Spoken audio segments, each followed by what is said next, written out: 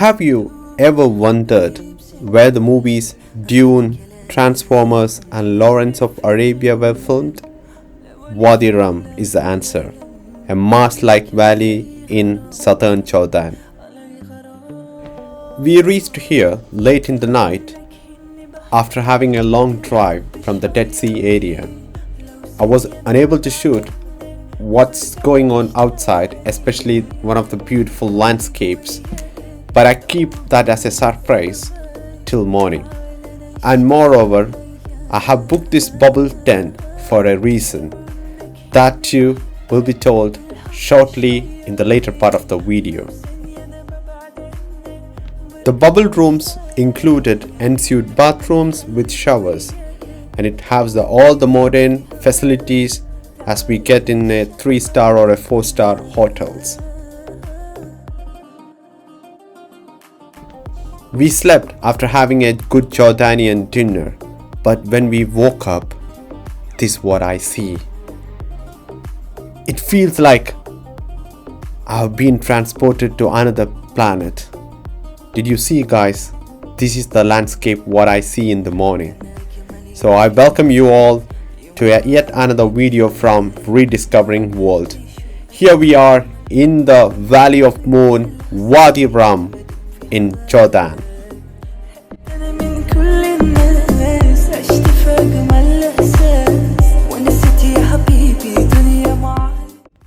The red sands, the giant rocks, and the crispy starry skies are the stuff of dreams. To get the full experience of Wadi Rum, I really recommend you to stay in this bubble tent, which is tucked away in the extensive desert, and it's been managed by Bedouins, who are the tribes people who lives here.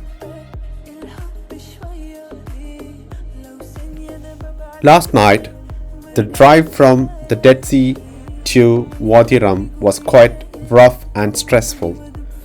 I mean stressful in the sense that the landscape was quite similar, especially from the Aqaba port to Wadi Rum. But my friend, who is a Bedouin, he was able to tell me a special route which I could able to reach this camp, this bubble tent very easily.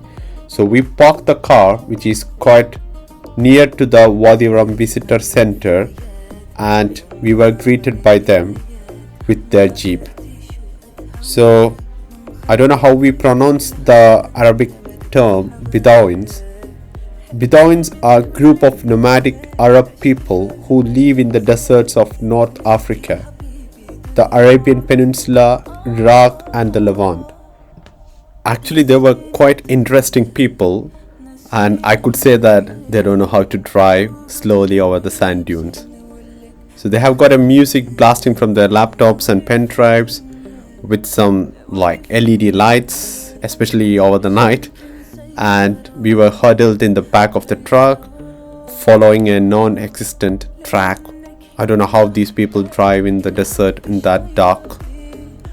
And after having a bumpy 50 minutes of drive, we reached this tent.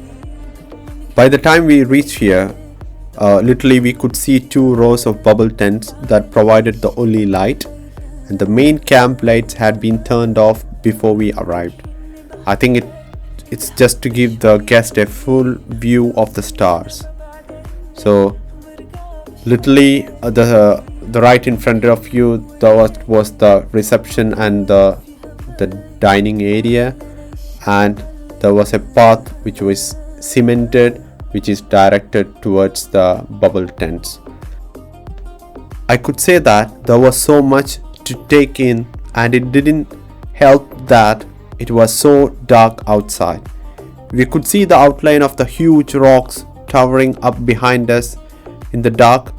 I could wait to see what's going to be in the daytime.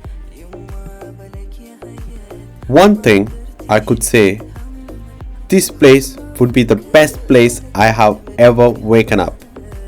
I couldn't believe my eyes. It was everything I hoped for and even more. Now we are heading to the dining area. we had offered a breakfast in the morning at around 9 o'clock. So the temperature was already starting to rise, and we went for a walk in and around the camp, which gave us some time to relax and appreciate how far we have traveled.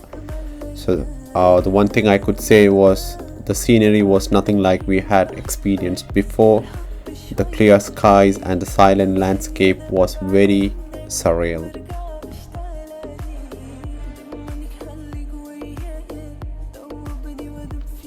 Actually, the cost for staying in this bubble tent for one night includes the dinner and the breakfast for the next morning. So while booking, they have promised us that they will provide us some Jordanian dishes with many salads, meat options, sweets and soft drinks. But unfortunately, what we received there was just a satisfactory meal. Anyway, we had our breakfast and jumped onto the back of this truck to continue our exploration in Wadi Rum.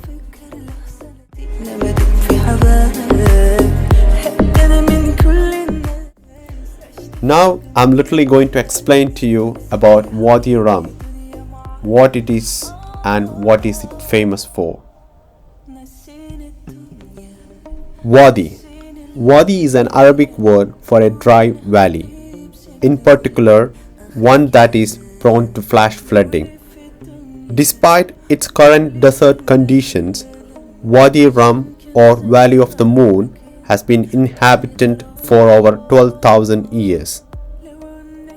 Generations of civilization and cultures have been left their mark on these desert rocks in the form of inscriptions and other rock art.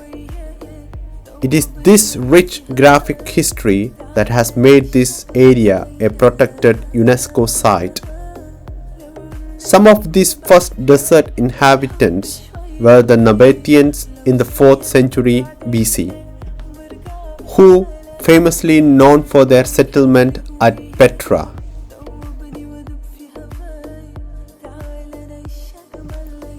In the West, this part of the Arab world became well known through the writings of T.E. Lawrence, who recounted his activities during the Arab revolt against the Ottomans in his 1926 book, Seven Pillars of Wisdom. The 1962 film, Lawrence of Arabia, transported his story and this scenery to the big screen when parts of the movies were filmed on location in Jordan. That's exactly where the Wadi Rum situated.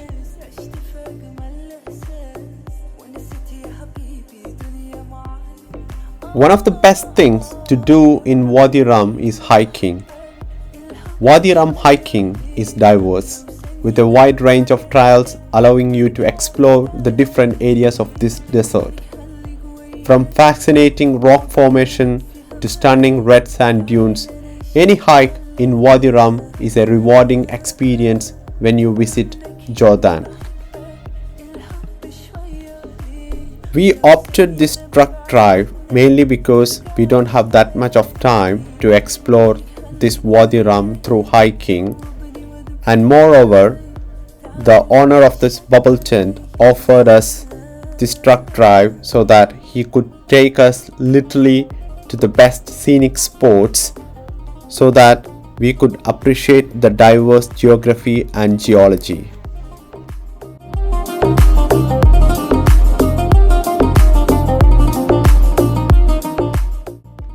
For us, the best part of the journey was seeing the unique scenery unfold, and the drive was extremely bumpy, and at times sitting on the back of the truck felt like I was on the back of the bunking Bronco as our driver maneuvered the truck over the loose sandy terrain. But I could say that driving all around the Wadi Rum for the afternoon allowed us to cover a lot more ground and see much more of the scenery than if we have gone for a hiking.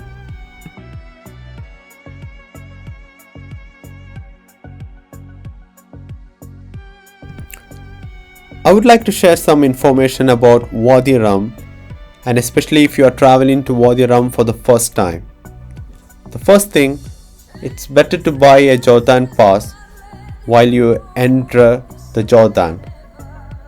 It's very useful, especially it covers most of the museums, many of the attractions, and even the Wadi Rum it covers too.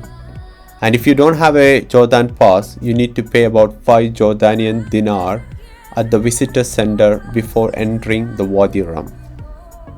The second thing, whenever possible, try to get a guide to travel around Wadi Rum. The thing is that it is unsafe to wander into the desert alone due to its sheer size, its vast open space and heat.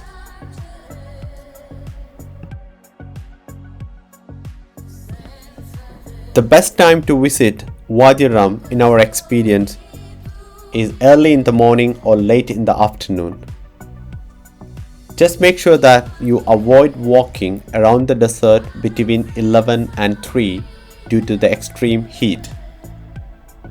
The fourth thing, there are not many toilets on the 4x4 tours or in the Bedouin camps you visit. Natural peeing is the only option, but don't worry, everyone does the same.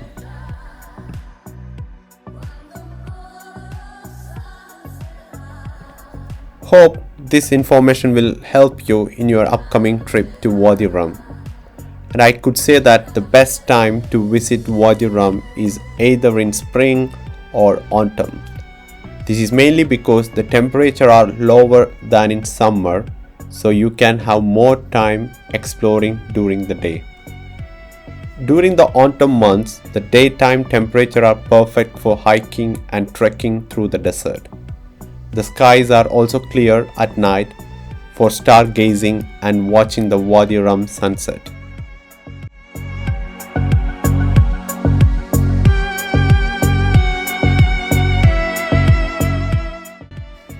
In some of your mind, there will be a question, what do people do for living in Wadi Rum?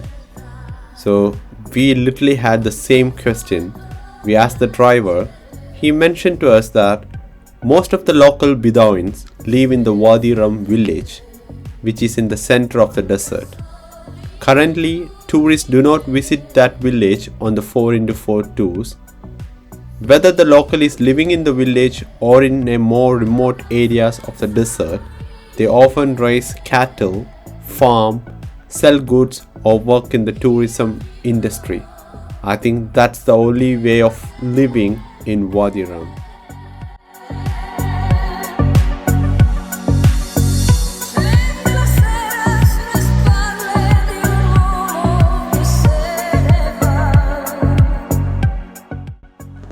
The best part of the Wadi Rum desert would have to be the huge mountains and canyons which you could see in all directions. But there are also some smaller landmarks to check out too. And one thing I could say that one day is not enough time to see most of the places on the Wadi Rum. I think we need to prioritize those stuff. I think we need to prioritize which places you want to see and just let the tour or your guide knows so that they can plan it accordingly. Our guide and driver, he planned in such a way that he mentioned to us that we would be visiting some of the best 5 or 6 places which he thinks that it is worth seeing. So he mentioned to us that we would be visiting the 2 colors of the deserts, where we could literally see the 2 colors, and the other thing was like the mushroom rock, and the third thing was a narrow canyon with some impressive walls and rock formation.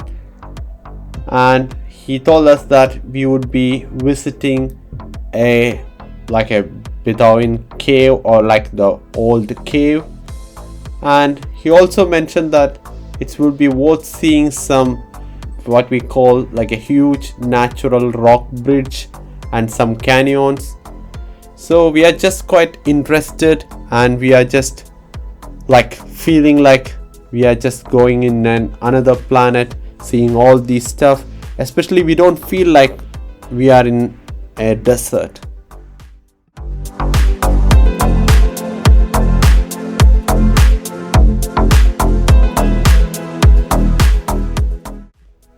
I know you guys will be so curious and interested in seeing all this stuff. So let's go and explore each and everything in detail. So our first spot will be the Mushroom Rock. So let's go and explore it, and we'll take it from there.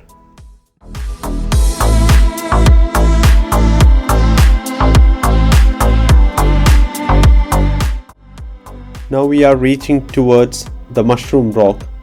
I hope you do get some idea about how this name comes to this rock. So literally, Mushroom Rock stands boldly out against the flat sandy valley.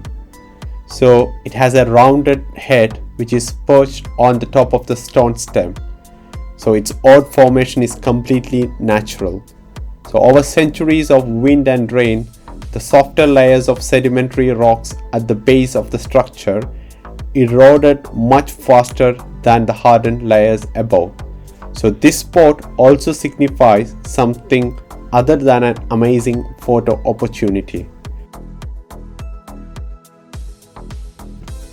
We are concluding this video here, and we'll be uploading the next part in the upcoming week. So I hope you all enjoyed it, and if you have any valuable comments, please don't forget to put it in the comment box. And if you have any doubts in regarding how to travel to Wadi Rum or in Jordan, please let us know. We'll be happy to help you guys. And until we see you next week, it's me, Abil, and Hannah signing off. Take care. Bye.